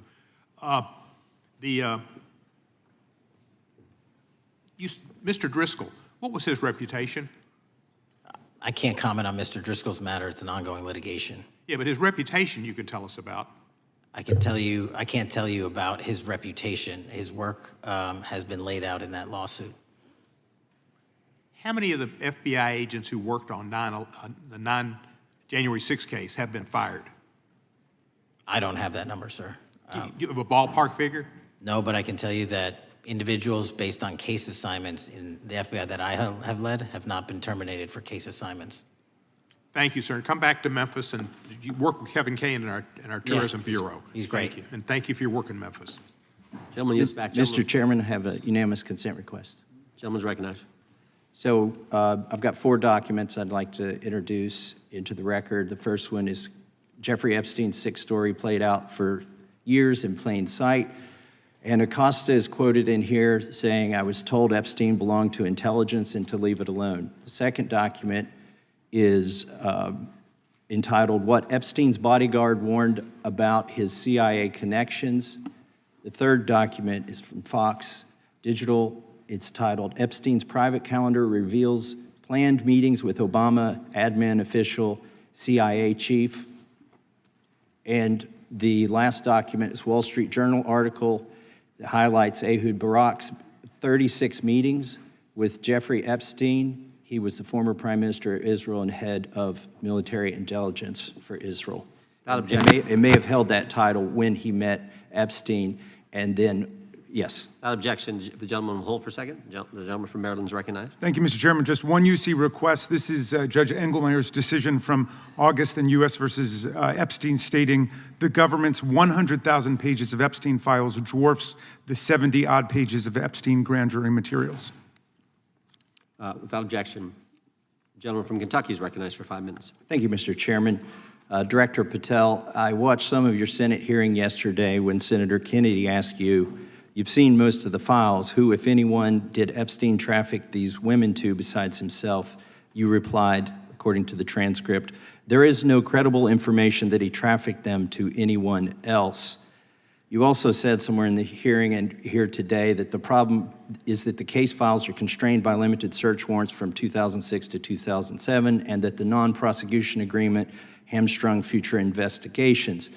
Those constraints only apply to Southern District of Florida. They do not apply to Southern District of New York, the location of the 2019 sex trafficking indictment, which produced many things, including a series of FD 302 documents.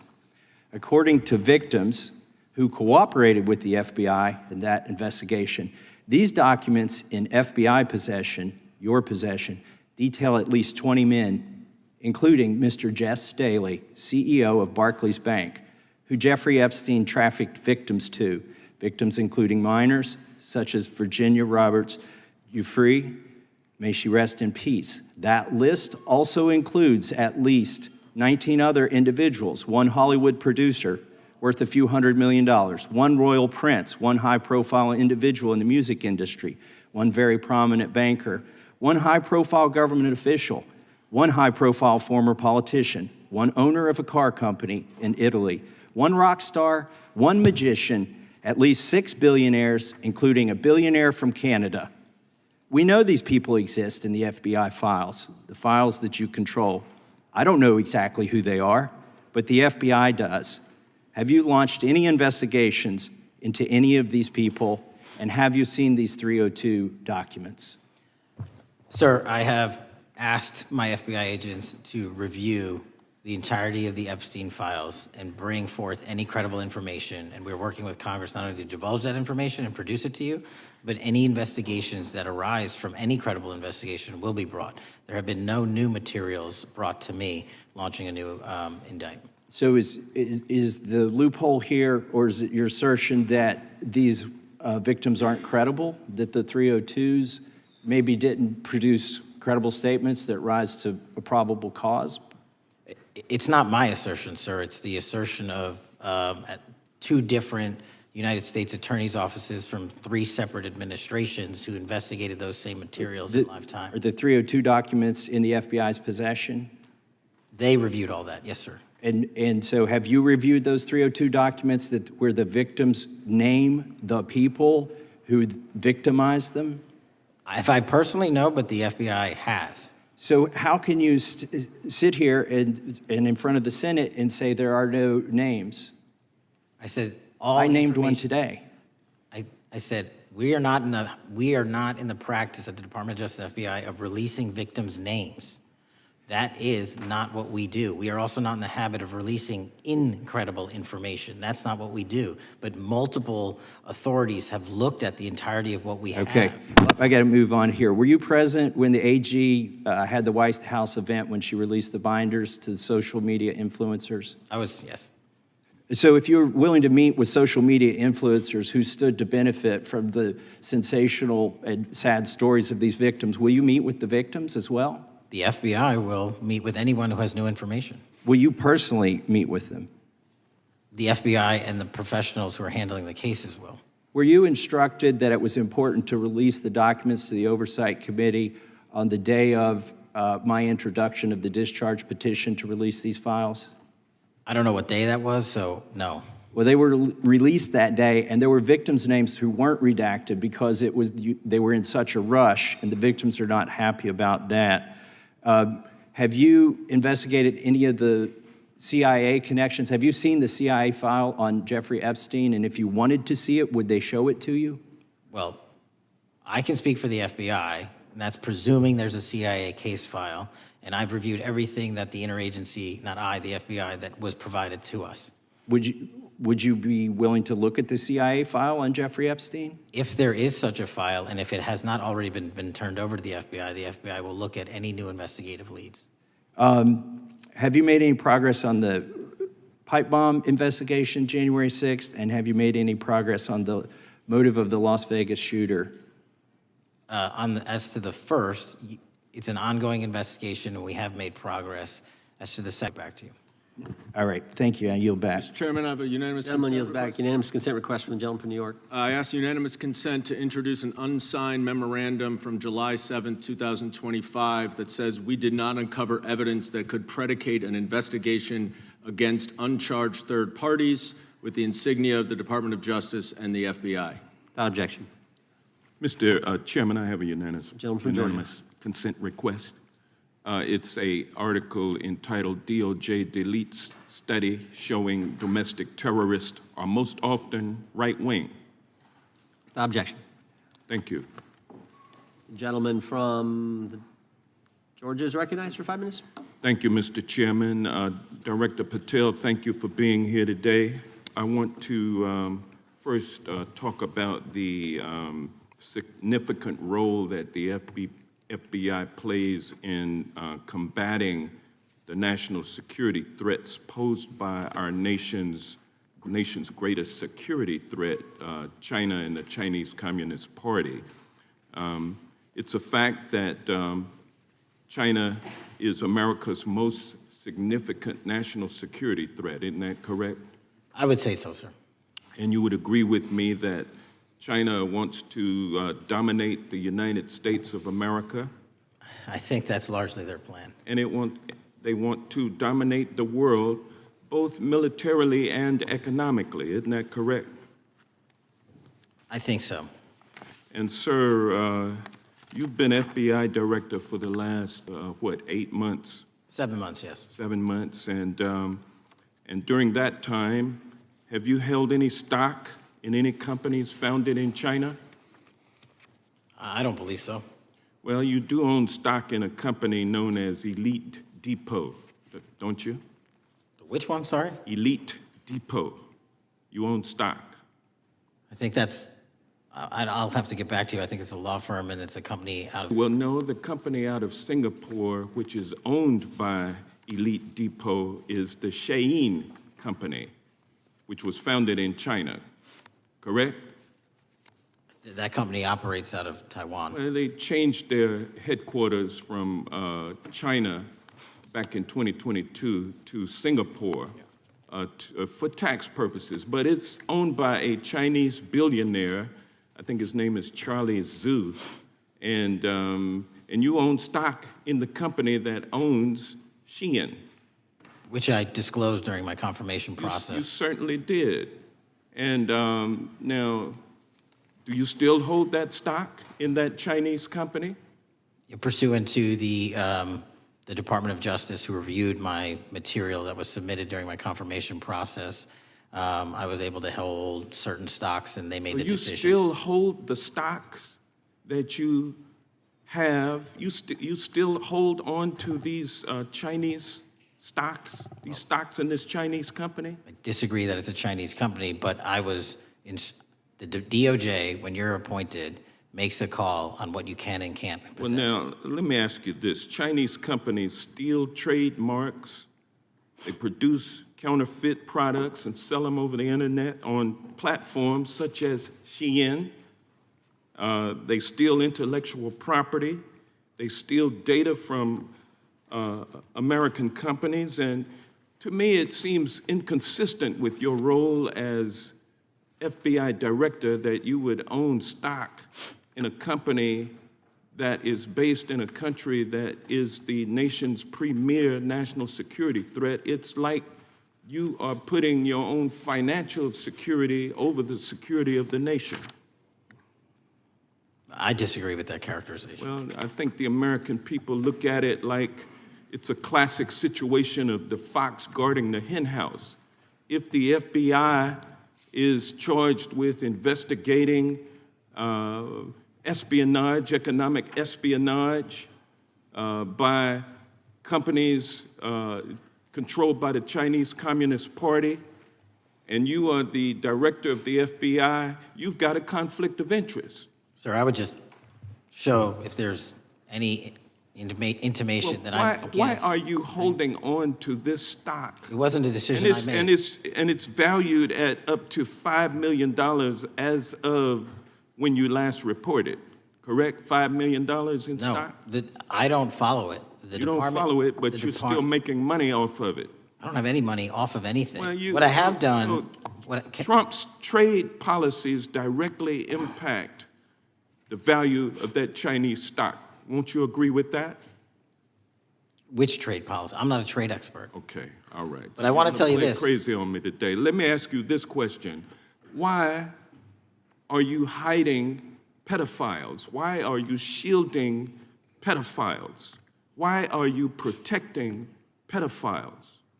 That is maybe the most offensive thing you could say to me, given the numbers. Well, you have not released Given the Epstein numbers files. of pedophiles. You are aware of the we have Epstein arrested- client list that was published in the 18,000 The gentleman has emails released. expired. The gentleman yields back. Can he answer the Can question? I just respond? Of course, the gentleman can answer the question. Since I took over the FBI, there has been a 33% increase. Sir, all of that started under Christopher Your time Wray. is done, but No, it didn't. the witness gets All to of answer that the started question, under and the then we'll go to our previous, next. 33. FBI director, sir, and you're coming in here trying to take credit for something that a previous director Gentlemen, instituted and largely brought to conclusion. I take I no think it's credit. been clear that offensive. the director It's offensive. has numbers are so incorrect much also. better than the previous director. It's Dr. Patel, if you want to I take- answer the question. I take no credit. The men and women of the FBI have seen a 33% increase in the number of counterintelligence arrests out of the PRC. And so all of a sudden, with And you the- coming in 7 months ago, and, Gentlemen, his time has Heaven on earth. expired. and on the sir, pedophile the American public not gonna accusation, go for that. we have arrested 1,500 child predators in the last 7 months. Under That's more investigations than initiated by anybody the prior Appreciate the directorship. director's good work, and we really appreciate that the time of the gentleman has expired. We now go to the gentleman from Texas. I thank the chairman. I thank the FBI director for coming before the committee. I assume the FBI director, Mr.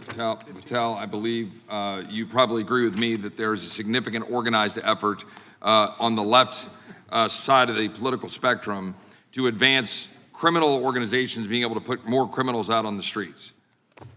That what we've seen this in daily action. Are you familiar with the report that came out this last Monday from the Law Enforcement Legal Defense Fund? I'm not familiar with that, sorry. So this report came out this past Monday, and it said that significant amount of the money flowing out of George Soros and other leftist organizations and funders has been funding DAs and prosecutors, and quote, many of these DAs had never managed an office, prosecuted a criminal case, developed organizational policies. In dozens of America's largest cities and counties, this report finds these progressive district attorneys have outsourced core parts of the American criminal justice system to activists and political donors, taking direction and advice on everything from staffing decisions and communications strategy. Organizations, it's a complex web of donors going in through these organizations to put radical DAs and prosecutors out there, putting criminals on the streets. Does the FBI director agree that this exists and is a problem?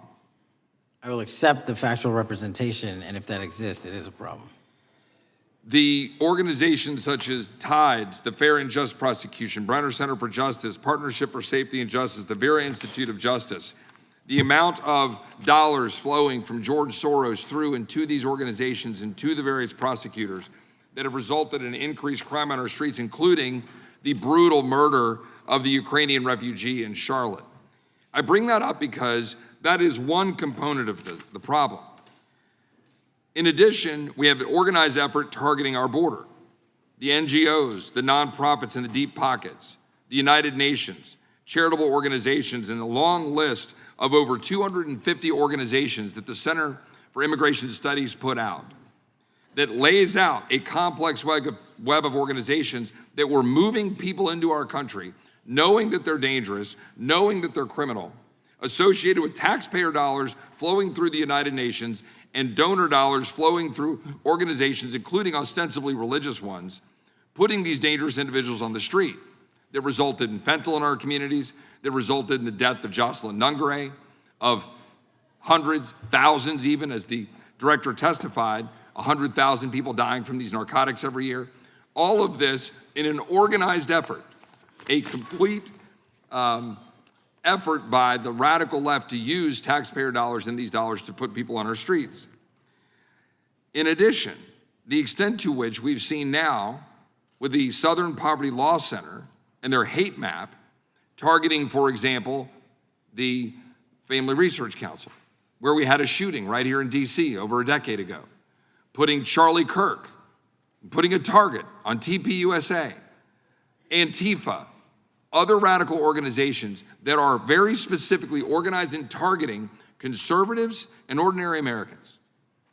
Well, how about the organized effort to infiltrate our schools and advance a transgender agenda and advance a radical agenda, perhaps one that we will see exposed further in the individual that actually shot Charlie Kirk? So here's my question. Will you as the director, and are you as the director, pursuing all legal channels to follow the truth wherever it may lead on this organized effort, one? And two, do you agree that Congress should take all action necessary to expose this web of dollars that are flowing to undermine our way of life? I got another minute in my time that I'd like to hear from you on this topic broadly. I'll keep it short. Investigatively speaking, we are doing the following. We are following the money. We are following the money in every organization and every person that is violating the federal code. And it doesn't matter what your background or ideology is, we are following the money. We are using legal process to following that money, issuing subpoenas to follow that money, using grand juries to follow that money. And when we have results to recommend for prosecution to the Department of Justice, we will do that. And we will continue to publicize documents through Congress, yes, when we make these findings. Mr. Chairman, I'd like unanimous consent to insert the record outsourcing justice by the Law Enforcement Legal Defense Fund that I alluded to before. I would ask unanimous consent to add a 2024 list provided by the Center for Immigration Studies on these United Nations and other affiliated groups that are responsible, over 250 of them, for moving individuals into our country in a coordinated effort. I would like a unanimous consent to insert a letter that I sent that currently has 33 members of the United States House of Representatives have signed on it, calling for a special select committee to pursue the organized effort from the radical left to target our way of life and undermine our security by putting criminals on the street and having our borders being wide open and putting us in danger. Without objection. With that, I would yield back. Without objection. Gentleman yields back. Mr. Chairman, I have a couple of unanimous Gentleman's recognized. One is a letter from Senator Tom Cotton, dated last year, urging the U.S. to, quote, ensure that data from U.S. companies is not harvested by the Chinese Communist Party through the purchase of Xi'an software and technology. Without objection. And also a statement by Marco Rubio, then Senator Marco Rubio, which warned our UK allies about, quote, Xi'an's deep ties to the People's Republic of China. Without objection. Also,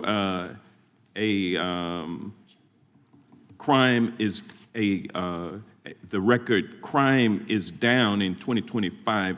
Trump doesn't deserve credit, which demonstrates that the crime rates have been decreasing since 2023, which was published by the Vera Institute.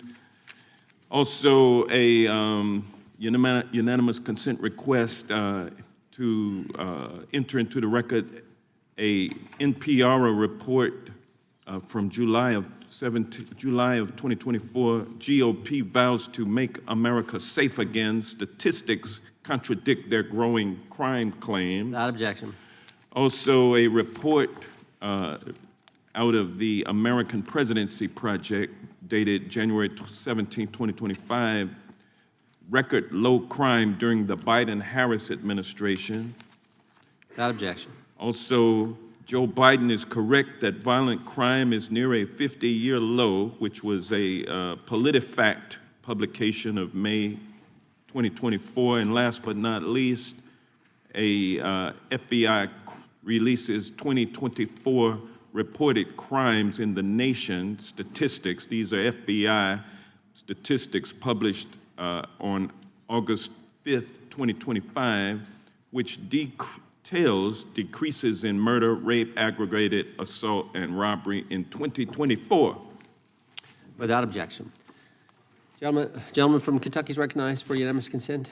Mr. Chairman, I ask unanimous consent to submit two sets of documents. The first is a series of emails from the victims of Jeffrey Epstein. They are making FOIA requests to get their own FBI files and not having any success. So I want to bring attention to that by submitting that to the record. The second document that I want to submit to the record, for the record, I know we don't usually read these. This one's not readable. It's completely redacted for the most part, the first 50 pages. This is actually the search warrant that was served on James O'Keefe for a diary that he had already given to the government 2 months before. And as it turns out, there were no indictments here, yet he still doesn't know why he was raided, and I think he deserves to know. So, Without objection. Thank you. The chair now recognizes the gentleman from California. Director, the first time you saw Donald Trump's name was in the Epstein files. Did you close the files or keep reading? I have reviewed not the entirety of the files, so I have. So you haven't reviewed all of the Epstein files? Personally, no. You're the director of the FBI. This is the largest sex trafficking case the FBI has ever been a part of. Buck stops at the top, and your testimony today is you have not reviewed all of the files. What I've been doing is been busy providing the safest country this country has seen in modern U.S. history in historic speed, because the men and women of the FBI are given the resources to reduce the homicide rate, to reduce the drug trafficking rate, to reduce the amount of children that are being trafficked, and the number of pedophiles. It sounds like those children being trafficked would appreciate the director reviewing the files. You said you don't know the number of times Trump's name appears in the files, so it could at least be 1,000 times. Is that right? The number is a total misleading factor. We have not released number at least anyone's be 1,000 name times? we have not released anyone's Could it name in at the least Epstein be files 1,000 that times? has not been credible. Director, And could it at we have least be 1,000 released times? every piece of legally permissible information. Okay, you can so- characterize the numbers however you want it. Reclaiming my time, Director. It sounds like if you don't know the number, it could at least be 1,000 times. Which It's not. leads me- It's not. Is it at least 500 times? No. Is it at least 100 times? No. Then what's the number? I don't know the number, but it's not that. Do you think it might be your job to know the number? My job is to provide for the safety and security of this country. My job is not to engage in political And that innuendo includes protecting so you can go sexual out to the assault sticks and get your 20-second hit in your fundraising reclaiming my article. time, But Director. keep going, reclaiming your time, because the Director, people of California If are being underserved by your If the representation. president is not implicated, why not release everything that involves him? We have released everything, the president and anyone else's side, that is credible and lawfully be able to be released. Your fixation speculation on this matter and baseless accusations that I'm hiding also child Mr. Massey's pedophiles is disgusting. interest. Anyone that says that needs to look at the stats alone and go back to the state of California, who's receiving the biggest surge in FBI resources through my redeployment because the cities of Los Angeles, San Diego, and San Reclaiming Francisco my time, need it. Director. Remembering your oath to tell the truth, did you ever tell Donald Trump his name is in the files? I have never spoken to President Trump about the Epstein files. Did you ever tell the Attorney General that Donald Trump's name is in the Epstein files? The Attorney General and I have had numerous discussions about the entirety of the Epstein files and the reviews conducted by our team. Did you tell the Attorney General that Donald Trump's name is in the Epstein files? And we have released where President Trump's name is in the It's a simple attorney's question. file. Did you tell the Attorney General that the President's name is in the Epstein files? During many conversations that the Attorney General and I have had on the matter of Epstein, we have reviewed. The question is painstakingly simple. Who Did you can tell the Attorney General that Donald Trump's name is in the Epstein files? Yes or no? Why don't you try spelling it out if Yes you're or going to mock no, me? Director? Use the alphabet. Yes or no? No? A, B, C, Director, D, E, F? it Don't wanna sounds do like it? you don't want to tell us. Did you tell the Attorney General that Donald Trump's name was in the Epstein files? Why don't you try serving your Director, constituency did by you tell the focusing on Attorney reducing General that violent Donald crime in this Trump's name- country and the number of pedophiles that are Director, illegally reclaiming harbored my time, in your Director. sanctuary cities in Director, California? reclaiming I'll my work with time. you on that. Do Regular you order, wanna Mr. work with Chairman. us on that? Director, Time reclaiming my belongs to the time. gentleman from California. Did you tell the Attorney General that Donald Trump's name is in the Epstein files? Yes or Question no? has been asked and answered. You've not answered it, and we will take your evasiveness as a consciousness of guilt. Director, did Donald Trump ever say to you, just find and release the entire truth? Don't worry if I'm in it. The instructions from the administration were to release all credible information, and we have done that. Did Donald Trump ever provide information about Jeffrey Epstein as an informant? Donald Trump has not been, and I can only speak for the FBI, an informant of the FBI. So, Director, you've played this cute shell game where you say you can't release everything because the court has said that it legally is not allowed to be released, but the court calls bullshit. Judge Richard Berman said that when you went to the court, quote, information contained in the Epstein grand jury transcripts pales in comparison to Epstein investigation information and materials in the hands of the Department of Justice. So let's move on, Director. You wrote a book called Government Gangsters. You identified 20 individuals in that book. You put me on that list at the top of the list. Thank you. My children find it flattering. 20 of those individuals have been investigated or have had adverse actions.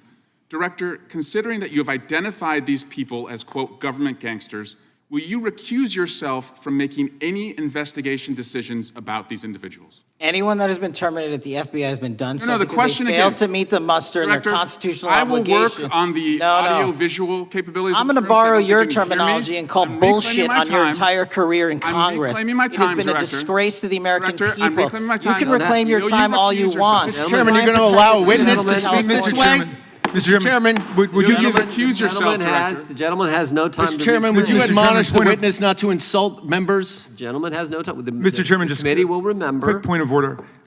Could the gentleman be extended an additional 20 seconds to complete his thoughts since the witness decided to interrupt him And continuously? then the witness will be able to respond if he wants. We'll make sure Thank he has you. time to do that. My question Gentleman, is, continue. will you, Director, recuse yourself, yes or no, from investigating or making decisions about the 60 individuals, including myself, that you identified as government gangsters? Yes or no? Time of the gentleman has expired. The No. witness may respond if he would like. And the answer was no, as I heard. Correct. Okay. The gentleman from Wisconsin, the gentleman yields back. The gentleman from Wisconsin is recognized for 5 minutes. Thank you, Chairman. Thank you, Director Patel, for being here today. I wanted to talk a little bit about the assassination of Charlie Kirk and the FBI's subsequent investigation. I know it's really sensitive, and you can make the call as to whether or not, obviously, it's something that you can respond to, but I think it's still fresh on many people's minds. I want to congratulate you and Utah law enforcement for the work you did in identifying the suspect and apprehending him. According to public reports, and I think this is what maybe it's, I still have questions about, and maybe the public does. According to public reports, the alleged shooter arrives on the Utah Valley University campus nearly 4 hours before the shooting. Was that your understanding? Is that kind of I'll let the public reports reflect themselves. I don't have the exact timeline. Okay, so we don't have any idea kind of his prep or how he set up or how he utilized that time when he first showed up on campus? All of those are being currently investigated through our cell phone analysis and through our witness interviews, and the state of Utah has now announced charges seeking the death penalty against his suspects, so we're a little limited in what we can continue to say. Sure, I understand. And the suspect, like you referred to, is then captured on security footage jumping off the roof of the alleged shooting location, the Losey Center. Do we have any idea how the suspect got up on the roof in the first place? I think for members of Congress, especially after Butler and Pennsylvania, it's just unimaginable that there could be some type of security breakdown prior to an event of that size where somebody could access a rooftop. So not commenting on the case, but having gone to the crime scene and walked the steps that we believe were taken, the roof was actually readily accessible through an exterior stairwell, so anyone could have gotten on it. Okay, okay.